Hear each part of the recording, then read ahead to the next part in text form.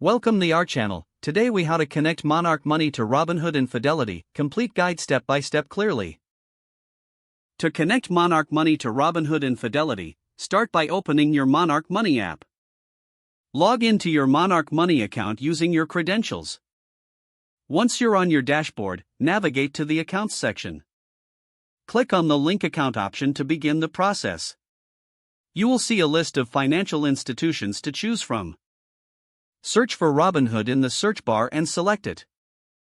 Enter your Robinhood account login information as prompted. Make sure to provide the correct username and password for your Robinhood account. You might need to complete a two-factor authentication step if it's enabled. Once you're logged in, confirm that you want to connect the accounts. After successfully linking, return to the Accounts section. Now, repeat the process for Fidelity.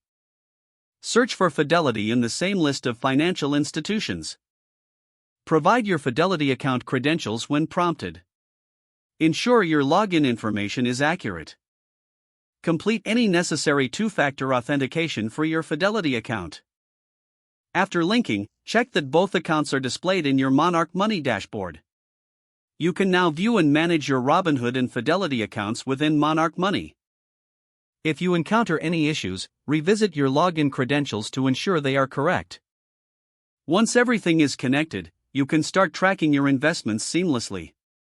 If the page does not load, refresh the browser or try again in a private or incognito window. Make sure you are using the correct email address, then retype it carefully to avoid small typos. If your password is not accepted, use the reset option and create a new strong password you can remember. Check your spam folder for verification or security emails, then complete any requested confirmation steps. Enable two-factor authentication if available to improve account security and reduce unauthorized access risk. After signing in, review your profile details so your contact information and settings are accurate and current. If you see an error message, note it down and try again after restarting your device and internet connection. Log out when you finish, especially on shared devices, to keep your account and payment information secure.